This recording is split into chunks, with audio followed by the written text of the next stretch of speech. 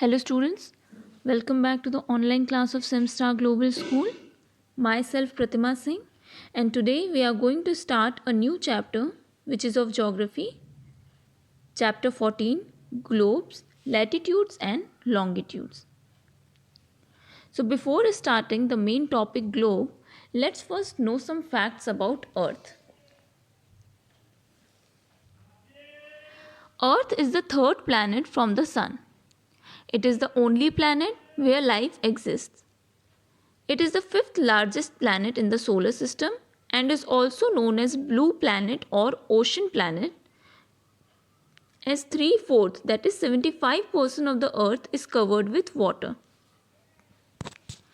The layers of gases surrounding the earth, about 80 to 100 kilometers thick, helps in maintaining a consistent temperature and protects us from harmful rays of the sun.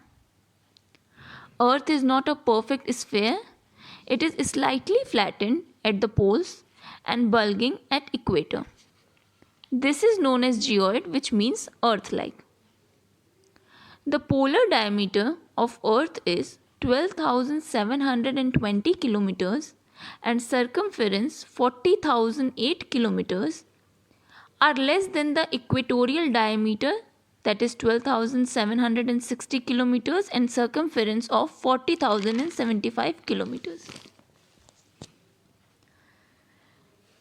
Now let's move towards the main topic of the chapter, that is globe. Globe is a true spherical representation of the earth. It comes from the Latin word globus, which means round mass or sphere. Land masses, which we can also say as continents, and water bodies, that is seas and oceans, are shown on it in colors of green and blue. The earth rotates on its axis from west to east, which causes the occurrence of day and night. Like the earth, a globe is also made to rotate on its axis. This axis is tilted by 23.5 degrees from the vertical, and it's an imaginary line on which the earth rotates. The axis of the earth passes exactly through its center and meets the two opposite points known as the poles. The northern end is known as North Pole and the southern end is known as South Pole. Geographers have devised a system of horizontal and vertical lines on the globe to locate different positions on Earth accurately. The horizontal lines are called lines of latitude and vertical lines are called lines of longitude. All these latitudes and longitudes form a grid system that helps in finding out the location of a place or the geographical features on the globe, or we can also say on the earth. In this image you can see that the horizontal lines on the earth is named as latitude and the vertical line is named as longitude. And this is the image of the grid structure of the earth, which occurs when latitudes and longitudes meet each other. Now, the next topic of this chapter, that is lines of latitude.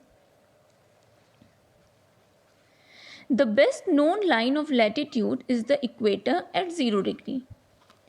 The other lines of latitude are measured from the equator in both north and south directions.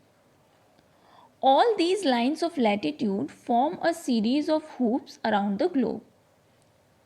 The North Pole is 90 degrees towards north and the South Pole is 90 degrees south of the equator.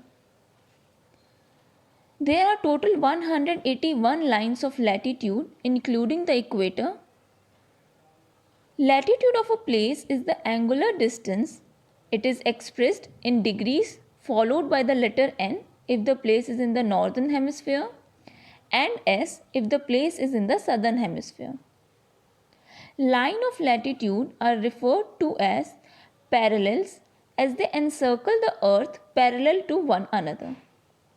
Some of these parallels form boundaries between two countries or two states.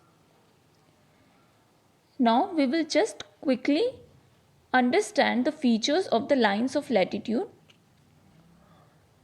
The first feature is all lines of latitude are parallel to each other and therefore they do not meet one another at any point.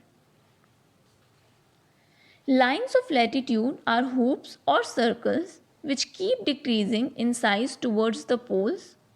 The north and the south poles are only points and not circles. The equator is the longest line of latitude. The distance between two consecutive latitudes is about 111 kilometers. There are 181 lines of latitudes, 90 each to the north and south of the equator, and one is the equator itself.